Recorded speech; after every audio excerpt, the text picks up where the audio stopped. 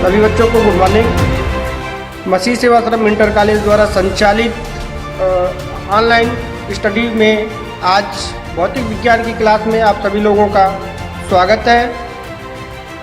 इसके हम लोग पढ़ रहे हैं भौतिक विज्ञान के अध्याय 8 में गति, मोशन जो अध्याय है हमारा। गति के विषय में हम लोगों ने पढ़ा है। आज हम पढ़ेंगे गति के समीकरण के विषय में। गति के समीकरण क्या होते हैं? Equation of motion. तो गति के 3 समीकरण होते हैं। पहला समीकरण होता है v बराबर u प्लस at। दूसरा समीकरण होता है जो गति का s बराबर ut plus half at square. गति का तृतीय समीकरण होता है 2as इक्वल टू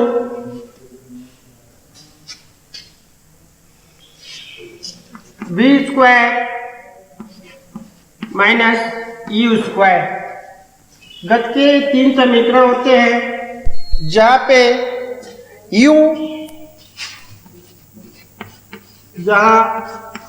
u बराबर प्रारंभिक वेग,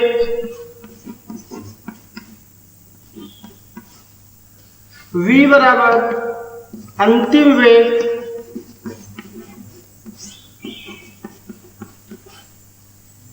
ये बराबर जो होता है त्वरण होता है और t समय को प्रदर्शित करता है। तो आज हम पढ़ेंगे इन समीकरणों का ग्राफी विधि से निगमन किस प्रकार किया जाएगा। तो सबसे पहले गति के प्रथम समीकरण का हम ग्राफी विधि से निगमन करेंगे। तो ग्राफी विधि से आइए सबसे पहले हम करते हैं गति के प्रथम समीकरण का निगमन। v बराबर u प्लस at का निगमन करेंगे हम। तो इसके लिए सबसे पहले हमें एक ग्राफ कॉपी लेनी होगी। ग्राफ पे 2 अक्ष बनाने होंगे हमें, x अक्ष और y अक्ष।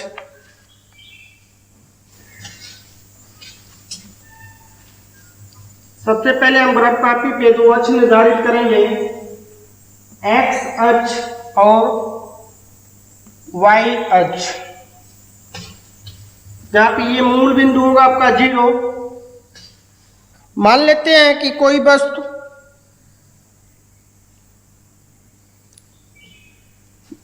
कोई वस्तु प्रारंभिक वेग जिसका u से एक समान त्वरण के साथ चलती है।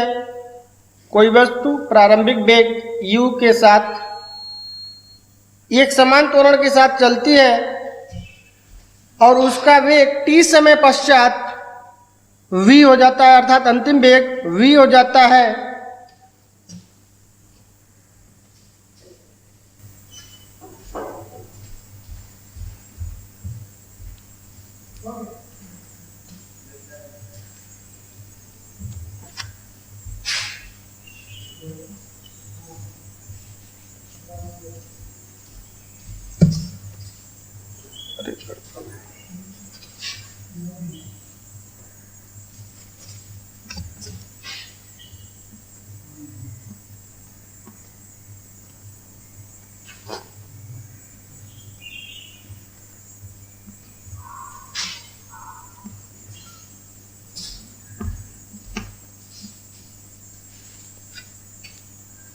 तो आइए सबसे पहले हम करते हैं ग्राफी विधि से गति के प्रथम समीकरण का निगमन।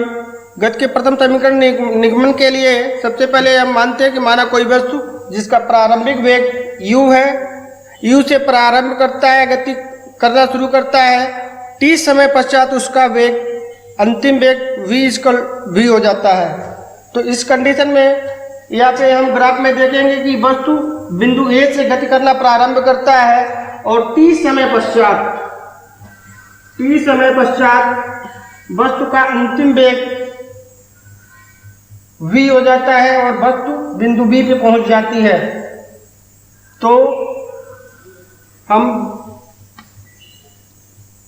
ये बिंदु A को बिंदु B से मिला देंगे और बिंदु B से हम एक सीधी रेखा x अक्ष की तरफ खींचेंगे।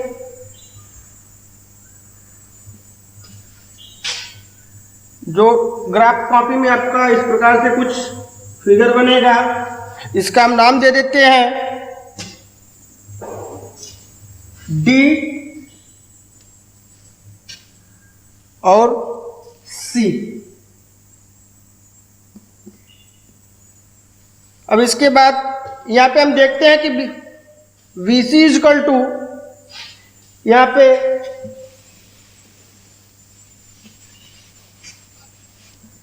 VC इजकल टू हम ग्राफ द्वारा देखते हैं। ग्राफ के अनुसार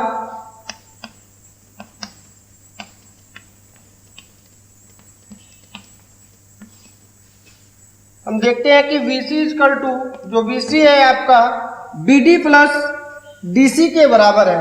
BD प्लस DC के बराबर है। पुनः यहाँ पे देखते हैं कि चूंकि DC equal to OA, DC equal to दिया हुआ है OA, और जहाँ पे इजकल टू ये वैल्यू है U के बराबर, जो OA की वैल्यू है आपकी U के बराबर होगी। तो यहाँ पे OA तथा BC का मान रखने पे हम यहाँ पे क्या करेंगे, OA और BC का मान रखेंगे। OA और BC का मान रखेंगे जब हम, तो ये हो जाएगा आपका V equal to BD plus U, BD plus U।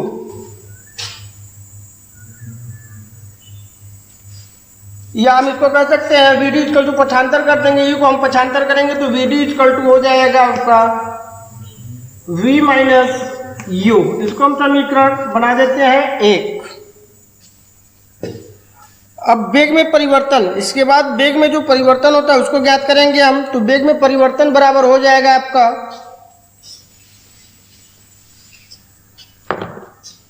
वेग में परिवर्तन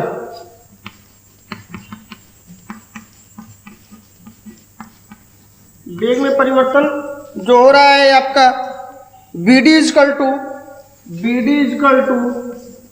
V माइनस U, और लिया गया कुल समय, जो कुल समय है आपका, लिया गया कुल समय जो होगा आपका T इजकल टू होगा AC, जैसा कि ग्राफ में दिखाया गया है। T इजकल टू OC जो ग्राफ में दिखाया गया था आपका OC है। वस्तु बिंदु A से T समय में बिंदु B की स्थिति को प्राप्त करता है, तो ये OC इजकल टू T हो जाएगा। OC की जगह हम उसका मान रखेंगे। अतः इस कंडीशन में त्वरण जो हो जाएगा A इजकल टू हो जाएगा वेग में परिवर्तन बटे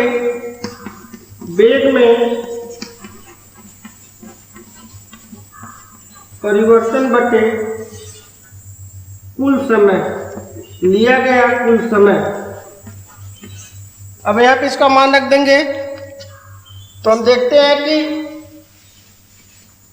वेग में जो परिवर्तन है वो आपका है इस प्रकार से। A इजकल टू हो जाएगा आपका वेग में परिवर्तन BD है, तो यहाँ पे इसकी वैल्यू रख देंगे हम BD, और लिया गया कुल समय हो जाएगा आपका OC।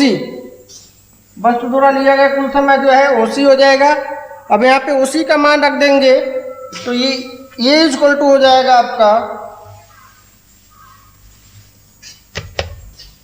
A equal to